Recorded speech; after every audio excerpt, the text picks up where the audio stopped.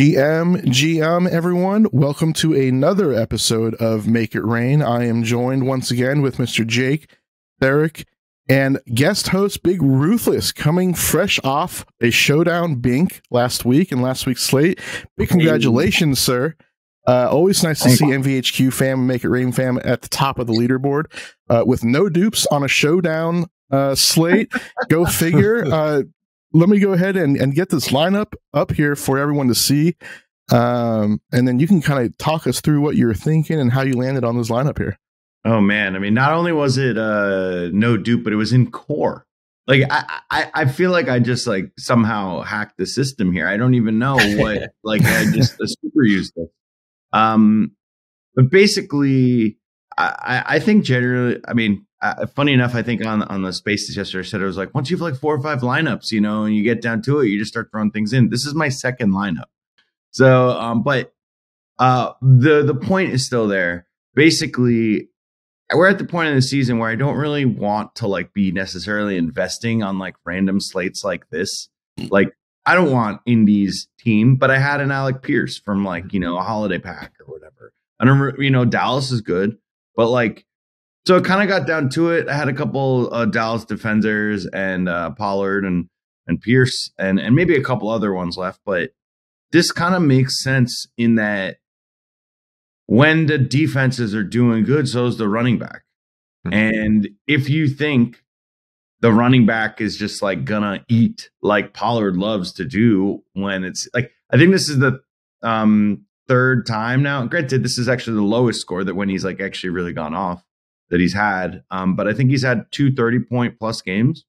So it was just like, all right, like I have 2 defenders on Dallas. I think this is a prime matchup. Like, and as you saw it, like they had a touchdown that was a defensive touchdown that was called back for the second time. I think there might have been a third interception that was also called back. I don't even know. But towards the end of that game, they were operating on like all cylinders. And yeah, I mean, Pierce just doing well was definitely lucky. But also, yet again, I didn't really want to buy up for Pittman. And I think Pierce is definitely capable, showing he's a good rookie. Mm-hmm. And somehow no dupes in a 4,094 person contest, which is wild to me. But this goes to show you that sometimes if you get creative, you don't have to get that creative. That like, you know, you can just scoop it on these random slates. I think Derek before the show was alluding to it last night about the Rams Raiders game as well. Yeah, and this lineup makes a lot of sense too. We like you mentioned, we've seen it when Dallas gets really far ahead, they're just going to run the ball. They're going to run it with Zeke, they're going to run it with Pollard. That's their entire goal. Whenever they get up 20 plus points, the passing stops and they're going to run it until either the game ends or they're up so big that they just pull the starters and then just keep scoring touchdowns. So like you said, if they're up big, then their defense is probably doing really well. And if they're up big, then Pollard's going to run it. And Pierce has had flashes where where you can see something's there and he's not as consistent as Paris Campbell, but you can see that he can have a big game from time to time. He just needs those long bombs to land in his hands. And so it was kind of the same with Van Jefferson last night that won, where he's not going to be as consistent as a Tutu Atwell or a Higbee or whatever, but the quarterbacks love throwing long bombs to him. So all they got to do, they don't need 10 catches. They just need a few long targets, and hopefully one goes for a touchdown, and they pay off big. So no, it's a great lineup. Yeah, I think it really gives a good example of like how different you need to get for these showdowns. Like if this type of lineup fits the contest really well, like we can see here, there's 4,100 entries in this contest. Yep. And the top captain spots were probably, you know, CeeDee Lamb and Jonathan Taylor in this one. So you're basically probably playing like the third most projected. Oh yeah, Dak as well. So you're probably playing like third or fourth best projected, top captain. So you're getting a little bit different there, but that's not enough in itself. You have to go in some other areas. So you do the 2 defense, which has a pretty big upside here. in this matchup against a bad Matt Ryan and Colts offense, and then running it back with a receiver on the other end. If you expect a game like one team to dominate the game, like the Cowboys did, then the other team's gonna have to throw a lot, right, to be able to try and catch up. So you want that run back to be a receiver in that spot, and I think this lineup made a lot of sense. It got different enough where you don't get duped, and then you're able to take it down. So great job. And it's a hard thing for a lot of people to do, but if you're going to win, you got to do it, which is not just play the best plays in showdown. You got to, like last night with the Rams onslaught that won rare. Like everybody wanted to jam in, and I was complaining about this. Everybody's going to jam in Adams and Jacobs and probably Carr as well, and then just try and get unique in the very last slot. And you're either going to, if that does win, you're going to basically pray that you have low enough cereals that you make decent money, or you can get weird and then probably get like Ruthless did. You get that still low bank, and you don't even have to worry about cereals because you got different enough where okay, like how did you not play these players? And it's like, well, if I did, then I probably shared money or got 15th place instead of first place. So it's probably worth it at like the core and maybe rare sometimes. Yeah, just do that as opposed, like, especially if you have like, all right, I have my optimal, cool, I'll throw that in there, and then the second one, like, let it be a little different. For sure. Yeah, that's great stuff, and I think a lot of lessons learned there. Hey, it's good to be lucky. It's good to be good. At the end of the day, as long as you find yourself, in some profit, we will take it. I think we all know that's how the cookie crumbles sometimes, and we kind of roll with the punches, and it's good to see it pay off another week for your Ruthless. So could I just one last tidbit? I think that the three defenders are cool in theory, but I also think that sometimes you like I actually think that this may be a kind of somewhat better. You just have like a running back or something, someone that goes off the skill player, and then because like sometimes you are lacking that ultimate ceiling with the three ones. It's really hard for defense to beat everybody but one player. Exactly. For sure. Good stuff. Well, hopefully we can keep that juju rolling right into this week's slate, man. Congratulations again. And you get to pad your pockets with a little extra spending cash this weekend. So good stuff there. Another item that Rainmakers has done a really good job of doing this year is partnering with some Web3 promotions, with different projects. We've seen with Deadfellas, and now with PixelVault as well. Jake, did you want to maybe touch on the brief announcement that they made yesterday in regards to their new partnership with PixelVault and what it means in the contest they have upcoming? Yeah, so for those unfamiliar, PixelVault is an NFT project who does like comics type stuff where they make their own comics. And they've been partnering with several projects. They did one with like what was the ducks, or I can't think, Sup Ducks. Yeah. The Sup Ducks. Yeah. I did Deadfellas too. I couldn't think of what they're called. Yep. So yeah, it's interesting. I like how they're kind of trying to reach out and branch out to the NFT space because they're kind of an NFT project in themselves. Yeah. So basically, the contest they're doing two different prize pools for it. They're doing a $50K for core and then a $50K for rare. I believe those are the only two tiers that you can get in the packs. They're $99 packs. There's 6,000 total. Yeah, as far as like an analysis, like whether we are buying the packs. Personally, I'm not gonna buy any of these packs because they're 6K supply and $100 each. That's $600K that DK is gonna make off it with no elite or legendary upside. Sorry. Yeah. From what I've heard, or legendary upside. And from what I've heard, the contests that the specialty contests that you unlock have been really bad. Like really negative EV as well. And then the other rewards for holding it didn't seem like it was all that worth it either. Yeah, they don't say anything about like franchise score, I don't think. No, it's only DK dollars. Yeah. I know that they have something coins. where they have something where they where like if a player scores a touchdown like during that slate, then they'll open up like a special DFS tournament for people who have that player as card, I guess. Like, and you get like an entry for every card that you get, but there's only really a max of like 50K, I think, extra in prize pool from that. So it'd be like a max of about 150K total, and they're making 600K from this if it sells out. Now, if it doesn't sell out, like if it's like less than half, maybe only like 2K packs are sold, then I'd be a little bit more interested in the tournament itself. But I don't see that happening. I think they probably will sell at least half the packs. In that case, like I'm probably out personally. I don't think the EV is there.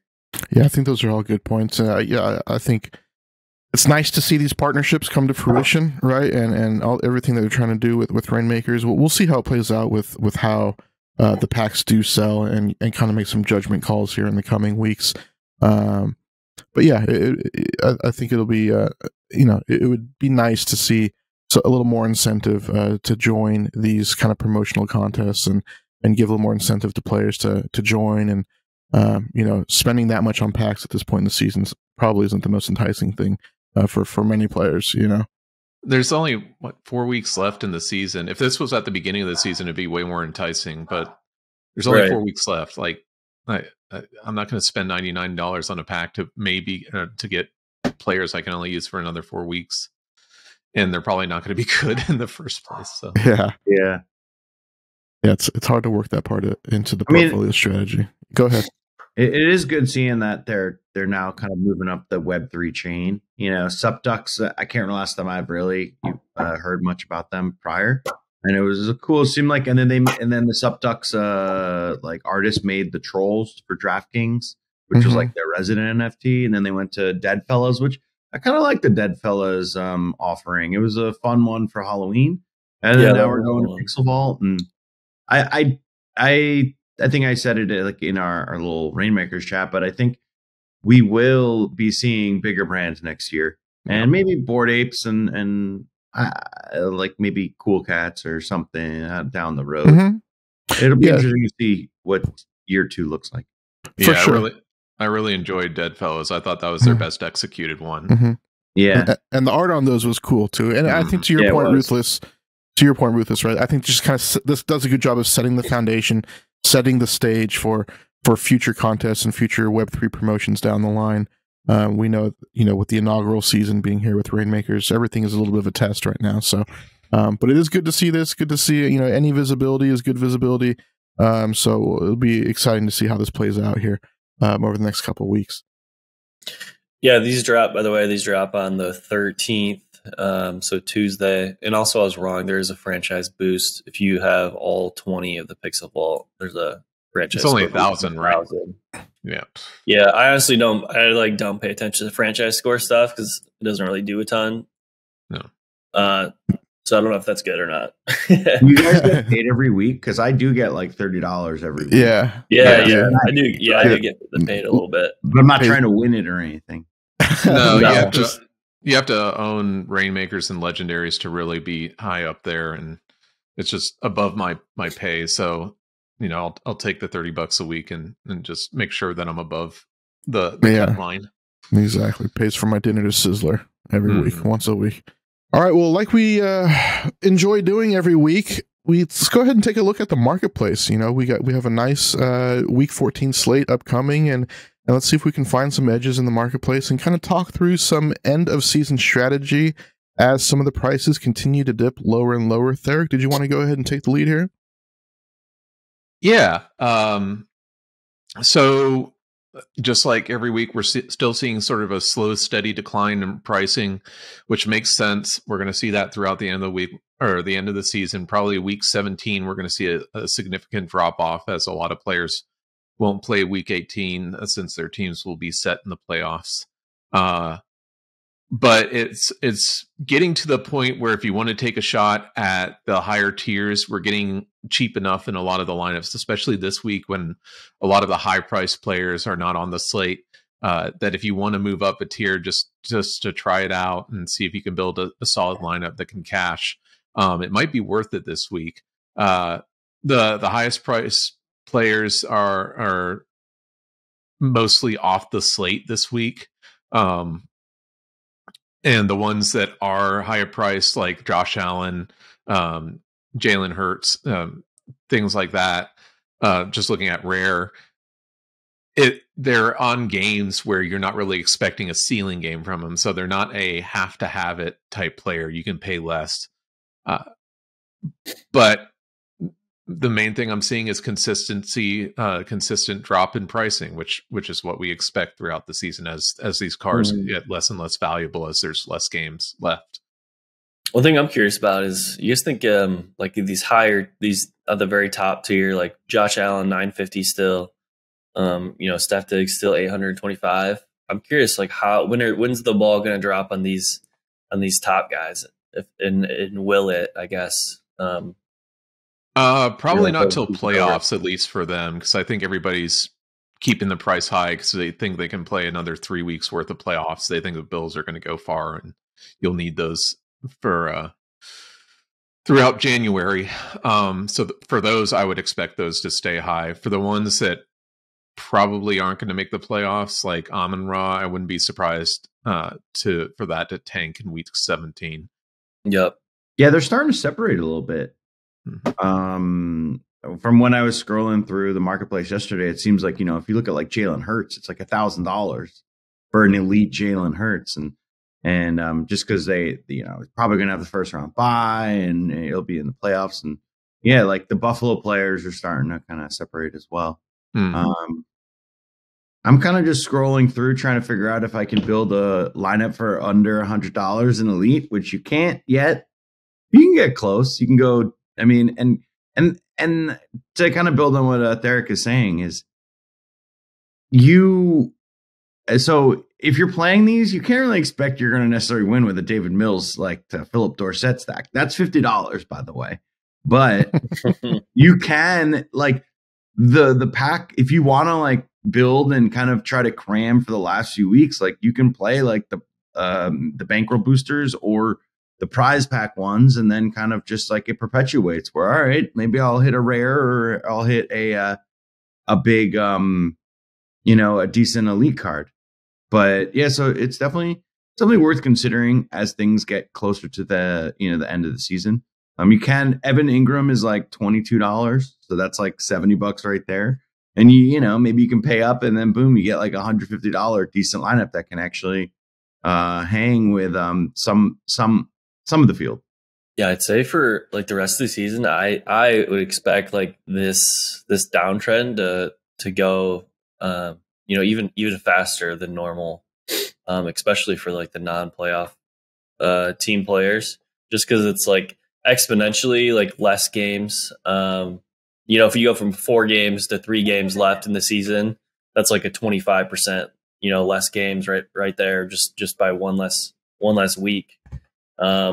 So I would anticipate that that's also like 25% of the prize pool less that is now available for the rest of the season, right? So I would anticipate the values of the players to reflect that as well going forward. So I would expect these prices to fall, even faster than they have been falling as we get closer to the end of the season.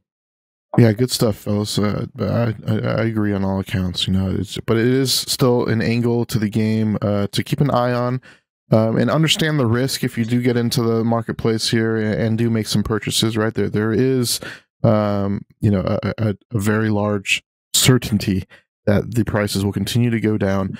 But if you are playing to win into the end of the season and looking for some top projections on some top players, it might be a good time to look into getting into some higher tier contests if that's something that you're interested in. If you've been dabbling in kind of the core rare areas and maybe want to take a shot on elite or two in that 100K contest, here into the end of the year, it might be a good opportunity to at least take a look and see where it can get you with some good values at play here. So definitely something to monitor and something that we'll continue to discuss here in coming weeks on the show.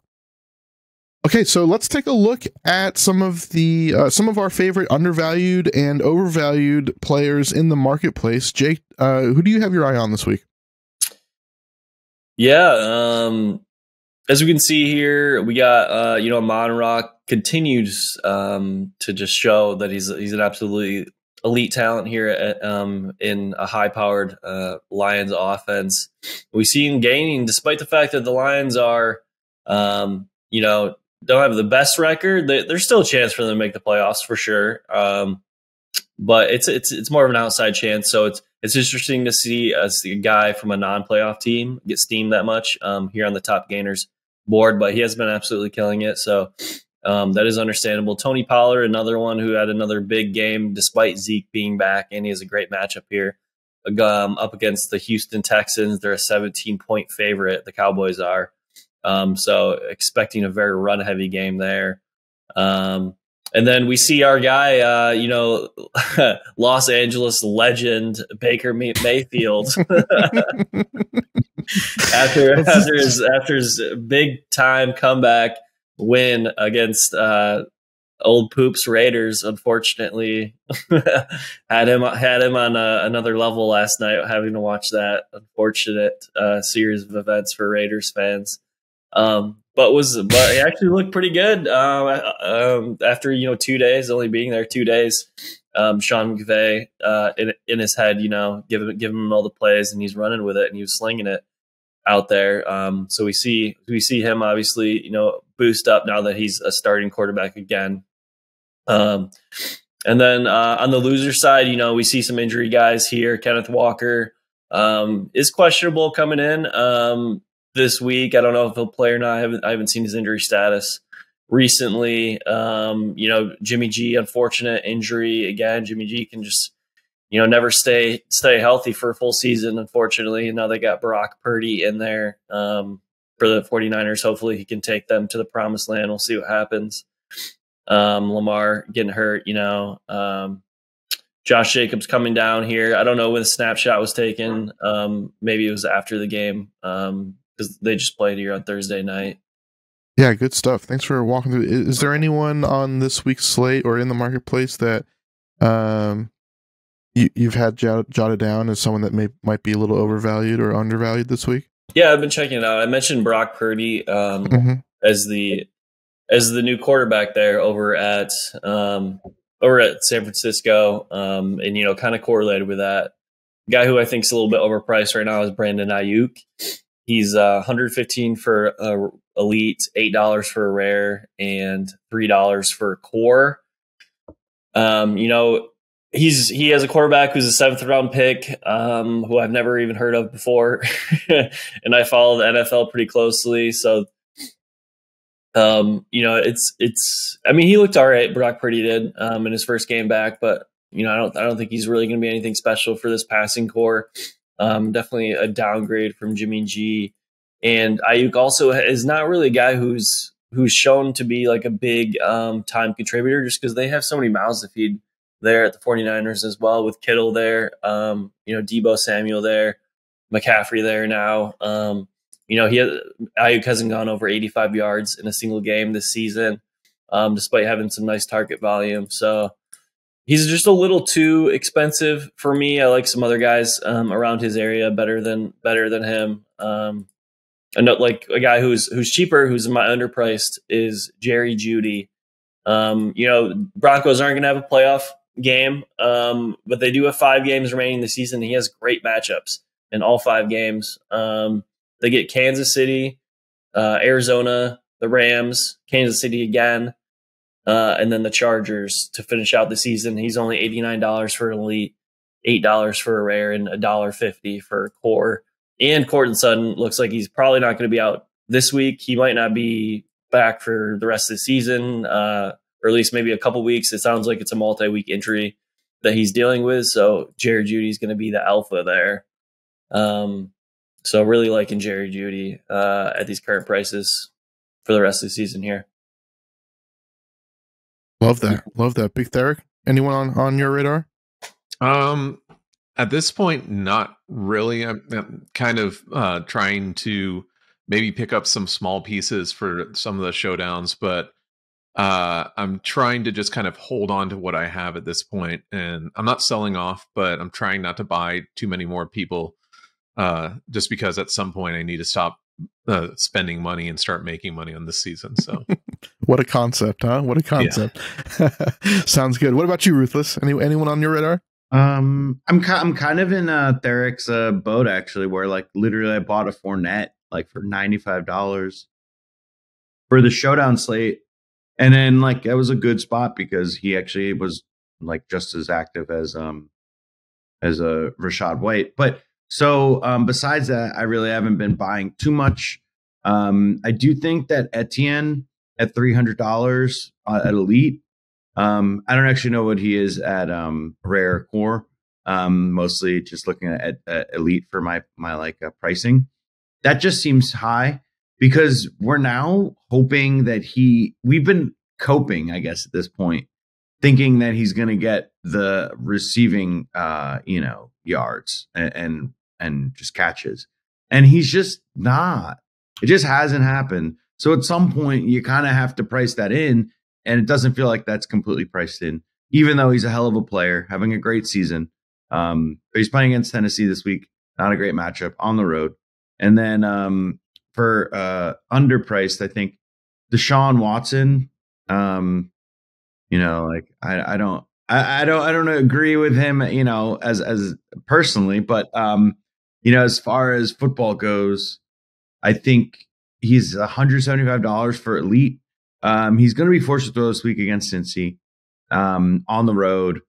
It's like a divisional game, but Cleveland really hasn't shown. At least, actually, I guess the last game they actually kind of shut down Cincy pretty badly, but that was because of T. Higgins or Chase's first game without on the injured he actually wasn't on the IR, but he was injured. So I think that game is kind of like a wash, or we'll give him a do-over this time. And I think since he's going to come out cooking at home, and Deshaun is going to have, he didn't look great, but he also, it was his first game back in multiple years. And I think he's going to start showing his rushing prowess this week, I hope. Yeah, if you believe that he actually can get it together, he's definitely underpriced. And this week is when everybody's focused on Detroit versus Minnesota. This week is a great week to try to find that second game that just goes off. And I think Browns Bengals is a great one. So, yeah, agreed. I like the Deshaun call. I think he's worth a dart throw. Just the upside's there, and get him at a good price right now. Might be worth just into the end of the season here, to see what he can put up. Good stuff. Two guys that I will throw out, both undervalued in my eyes. T. Higgins and Devontae Smith, both wide receiver 2s on the respective team. But I do think that these are the types of plays that you can get at a little bit of a discount that do have the upside to finish as a wide receiver 1 any given week. So you can kind of play that value gap between them and, between Devontae and say AJ Brown or T. Higgins and Jamar Chase, where they might not have the consistent week-to-week ceiling, but they do have it in them to be the wide receiver 1 any given week. And I think it's fair to get them into your portfolio and into your lineups as much as possible because, they do provide a pretty stable floor as well. All things considered, at a pretty cheap discount relative to where their counterparts are. So that's a place I'm still looking. T. Higgins is $6 in core, 30 in rare, 335 in elite. Not cheap by any means, but I think again, relative to where their counterparts are, I think some values to be had there. Devontae, $4 in core, $20 in rare, 222 in elite. Some room to grow there with some spike weeks, hopefully upcoming here into the end of the season. So something to monitor. No Hurst and no Goddard either, so it's more condensed offenses, to your point. Absolutely. Mm-hmm. Yeah, and that's always a point of focus. Same thing with Miami and even places like Cleveland a little bit. They work in the tight end a little bit more and lean on Chubb, but when they are throwing the ball, it's usually gone to Amari and Peoples-Jones over there. So places we always like to look, good old funnels. Seattle's another one. So, but yeah, just throwing that one out there. Great stuff as always, gentlemen. Thank you very much. We can go ahead and take a little bit of a deeper look at the slate itself. Let's see what Vegas is giving us this week, and try to follow some of these totals. Jake, did you want to go ahead and pull up all the good odds and good stuff like that, and we can run through it real quick? Yeah, so the game of the week is going to be this Vikings-Lions game at the top here. It's got a significantly higher over-under than the others here. 51.5 we're seeing. The next highest is this Browns-Bengals game here at 46.5. So, quite a bit higher, for the slate. So we're going to see a lot of action around this Vikings Lions game, both in DFS and in Rainmakers. I'm sure there's a lot of good guys to play in that game. It's my favorite stack. We don't have to worry too much about ownership here in Rainmakers, so I'm just going to go where the high volume point scored is going to be, and that's probably going to be these Vikings Lions game. Goff and Cousins both looking like good plays. They're their best receivers, Jefferson and Amon-Ra. And then you also got Swift here, who's showing a bit of a resurgence in the Lions offense. It seems like they're starting to trust him a little bit more after his injury. After last game, getting his highest touch count since he's been hurt. And then Dalvin on the other side, the Lions have been, very susceptible from, I guess, both the run and the pass. So Dalvin's in a good spot as well. And then there's some ancillary guys, maybe Jamal Williams, maybe TJ Hawkinson, Thielen in there as well. That could pop up here. So a lot of options in this game. It's definitely my favorite stack. I think if I had to choose, I'd prefer the Detroit passing side with Goff and Amon-Ra. I just think Goff's been playing very well, and he also has the addition of Jameson Williams in there now, who's probably not going to play a full complement of snaps. So he's still getting eased in. I wouldn't play Jameson Williams himself, but it does give Goff a little bit more upside, having that weapon there for at least on a limited basis. Yeah, I love that. Love that shout. Derek, Ruthless, you guys looking at any sneaky stacks this week? I think, I guess in DFS, I'm going to kind of port it over to, Rainmakers. Mm-hmm. In DFS, I'm feeling like there are, we have Mahomes, we have Hurts, we have Burrow and Josh Allen all on the slate. I kind of think that if you just want to focus on those four guys, just like, obviously it's expensive, but like, I seem to have all those at rare or core or whatever, but like they're all not. The only one that's in really a good matchup is Burrow, and I kind of think that you're just almost playing the odds of one of these four QBs, these elite QBs, and I'd say Burrow is really approaching elite. He's been nothing but good since getting into the league. It's his fourth year now, I think. But regardless, he's looked great this year. Cincy's offensive line is looking better. Buffalo's in a tough matchup, but Josh Allen still has a rushing upside. So it's kind of one of those where the ownership may be tempered because of their matchup. Then I want to just buy into the player. Yeah, I totally agree there. I think you can clearly see his development, and he's playing with a purpose, and then really is leading that offense very efficiently these days. What about you, Big T? So the main game, and it all depends on injuries. I'll get off it if it doesn't matter. But I was looking at the Jaguars Titans game. I love to do a Trevor Lawrence, Kirk stack with a Henry bring back, just because those two, or that way complements well. But Tennessee would be a better team if Burks comes back, and I don't think he plays this week. Trevor Lawrence is kind of iffy as well, so he may not even play. So if the injuries go that way, I really like that game, but it may just fall completely apart if people don't play. And then I'm not sure. I'm still trying to figure out the Seahawks and the Panthers. I don't think the Panthers will put up too much of a fight, but the Seahawks also have no good running backs left right now. Everybody good is injured. And you can't play. I don't think Homer has a card anyway, so you can't play them. But ideally, if they feel that their run game just isn't good, or Carolina is easily stopping it, then maybe Geno cooks once more. But those are two fringe options. They're not as good as some of the main ones, but it's something, if I'm trying to go contrarian from everything, I would focus on.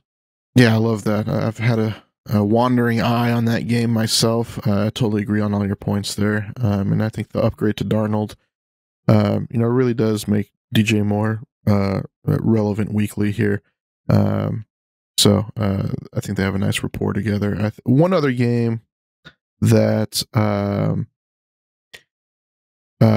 also have my eye on. It's a little thin. I mean, you get it's the Jets and Bills. You get obviously the superstar power with Josh Allen, and you can stack him up with Diggs, but the emergence of Garrett Wilson, and I think the upgrade at quarterback with Mike White, it's really allowed the Jets to kind of expand the playbook and push the ball down the field a little bit more, and just operate with a little bit more efficiency and actually move the chains consistently.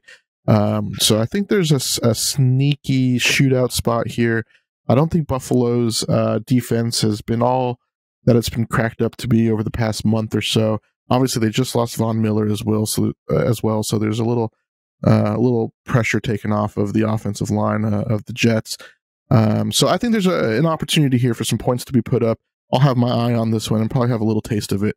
Honestly, on both sides, both in Rainmakers and DFS, stacking both sides of that game with Josh Allen and Mike White, because in DFS especially, you can really get some nice price stacks on the Jets side of that with Wilson and Elijah Moore as well. So it just yeah. Go ahead. I was just going to say, it just makes me laugh that Mike White is an upgrade at quarterback. It's just man, it's a wild season, it is. But hey, you know what? It's a game of opportunity and experience, at the pro level, and who knows, right? People pick things up along the way at certain stops, depending on the coaching staffs that they play with, and all they need is the opportunity, So and he's making the most of it right now. We'll see how that transpires as the book continues to get out on him and more film is put on for these defenses to adjust to. Well, he did say that he is the best player, the best QB ever last year after his first game. So, I mean, he thinks it. So maybe we'll think it eventually. He's proven it. What I love also, I don't know if you guys saw on social media and stuff, but the team is rocking Mike White shirts now. It says Mike effing White, it says the locker room is rallying around him. I mean, it's just these things you didn't see with Zach, and the camaraderie is there, obviously, and that means something. It does. It gels the locker room. It gets everyone up and gives them confidence, especially on the offensive side of the ball, that, hey, we actually have a chance here. So Elijah Moore wants to marry him. Yeah, hey, man. I mean, that is a very sexy young wide receiver duo. That's not a surprise to anyone, but it's good to see Elijah's role expand here a little bit more. So I'm really excited to see if this sustains into the end of the season here. So we'll see how it shakes out, but maybe a spot this week. Jets double stack. Let's go. Let's go. Here to here. No refunds on that advice. All right, good stuff. All right, that was excellent, fellas. Thank you very much. A lot of meat on the bone there for this upcoming slate. A little bit of a tricky one, but I think an exciting one and a lot of opportunity to score some points here for a lot of different teams. So we'll see how it shakes out here this week in this week's slate. All right, thank you, gentlemen. Well, let's go ahead and take a look at our lineup bankroll challenge segment. This is one that we like to touch on every week to kind of show viewers that, you don't need to be a big NFT or DFS whale or have a ton of cash to participate in Rainmakers week to week. We started this challenge with $50 and have been swapping out our lineup week to week, and have kind of dialed it in to a nice spot for the stretch run. Obviously, with the game flexing out this week, it gives us a little bit of a curveball. But Derek, did you want to go ahead and touch on our lineup here and see how we're doing? A little update. Yeah. So last week actually went really well. We had the lineup where we decided to play the wonderful Kevin Hart contest, and we actually scored 274th out of 5,000, made $8 profit there. We were good, and we're not going to spend any of it. We're going to keep rolling with this lineup to the end of the season. We were good with this lineup for this week until the NFL decided to flex the Miami game out of the main slate. And so we're going to have to hold off on playing this so that we don't spend all the money that we did make so far just to play it this week. But next week, hopefully we'll get back in, and it's still an incredibly strong lineup. And so hopefully we will do really well here and continue to make some profit and go into the end of the season with some good profit. Yeah, still feeling as bullish as ever on this lineup. It is unfortunate we got flexed out of it, but I think into the end of the year here, it's still going to provide a lot of opportunity for profit, and we'll see how it shakes out. I think I like to play this week to not overspend and not overreact. We'll kind of take this one on the chin. I think it's a nice lesson for anyone else listening as well that these flex games are going to come into play here into the end of the season. So it might sap some EV out of your portfolio from time to time, depending on how large your portfolio is. But yeah, still looking forward to it, excited about it, and we'll just have to wait on it one more week before we put it back into play. All right, so now let's go ahead and transition as we kind of run into the close of the show here. Our weekly DGen segment. We have another pack to rip. Yeah. Last week we did have some success on our polls. Hopefully we can carry that over into this week. Let's go ahead. Yep. Warm the hands. Let's get excited. Let's see what the RNG gods have for us. Go ahead and open up this bad boy. So this is going to be another holiday pack. Because of the success of the pack poll last week, figured maybe we double down and just see if we can actually form a quality lineup here. So let's go ahead and take a look here.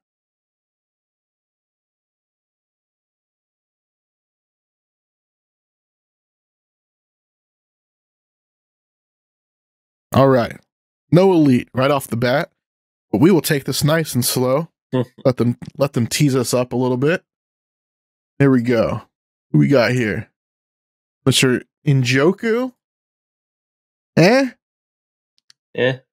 That's good. We'll take a nice chase. That's nice and playable. Hell yeah, we'll take that. The double tight end pack. Always a crowd pleaser. Always a crowd pleaser. Naheem Hines, Holly, that's a little disappointing. Maybe he just hasn't gotten the, they trade for him and they just, don't want to use him. James Cook looks far more explosive and a little more dynamic, so hey, that's maybe the holiday slate will be his coming out party. Exactly. On a short slate, anything can happen, right? So, yeah. It's a nice Christmas rare here. Here we go. the triple tight end. Wow, the triple tight end. That sounds like the new meta to me. Hey, but he is playable though. He is playable, exactly. Yeah. If you're not getting Kelsey or Andrews, Hawkinson's right there. The change of scenery has been good for him. Probably not in your optimals, but playable. You can get a little creative, maybe a way to get a little unique at the end of the day. I forgot you couldn't get I forgot you weren't guaranteed a Christmas one in these packs. That's tough. Yeah, that is tough. Right? They should have a special Christmas pack. I wonder why they did it like that. But either way, see you on the marketplace with many of these. Stoked about the Chase core. You know, we could probably put that one on the marketplace and get some money back, or want to play them up in rare or something like that. You know, have a little fun with it. But all right, well, right back to our usual pack grind. You know, no complaints here, but we will take that one on the chin. And or maybe some complaints. Maybe a couple complaints. It's okay. We'll see how it shakes out next week, right? It'll all even out in the end. Well, great stuff, gentlemen. Really appreciate you guys taking the time, as we do every Friday morning, to jump on and talk some Rainmakers. It's always fun. For those of you tuning in the audience, really appreciate you giving us a watch. Go ahead and make sure to follow us on all of our socials here, linked below. We have a Make It Rain Twitter account where we push out the marketplace updates and clips and new episodes every week. And also, if you're looking for a community to kind of learn from and grow with in the NFT and Web3 space, go ahead and think about joining MVHQ. We talk all things Web3, new projects, alpha, education, and also, most importantly, for this show's purposes, a nice discussion forum on all things Rainmakers that we all like to talk through throughout the week for some strategy and tips and values along the way as well. So go ahead and you can find us on all of your favorite marketplaces. That's Metaverse HQ. All that being said, thank you very much, everyone, again, for tuning in on another episode of Make It Rain. Good luck this weekend, everyone.